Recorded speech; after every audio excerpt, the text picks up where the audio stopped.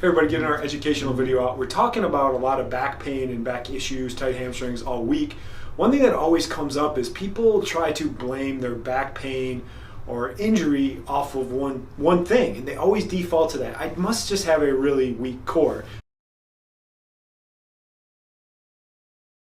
I got my core stronger, my back would be better. And that has some validity to it, but it also is very basic and doesn't get to the root cause. So when we come over here, this area down here is considered your core. You know, you have your hip flexors, and then deeper up, more superficial up, you have your abs and everything like that. And they do help to keep your spine nice and stable. We spend a lot of time sitting, we spend a lot of time in bad positions. When that happens, yes, the core can get weak and it can cause dysfunction. But if you're having a disc injury or you're having problems in the back, and the first thing you do is go to strengthening of your core, and you never get to the root cause of the problem and get that tissue functioning better, it's going to be counterproductive. So people want to be proactive. They want to be able to do exercise. They want to be able to do stretches on that. And there's a lot of people out there giving wrong information that you just need to strengthen. The first thing you need to do is get that tissue healthy, get it functioning better, and then strengthen it. So quit trying to blame all your back problems on one thing. It's an accumulation of a lot of things. So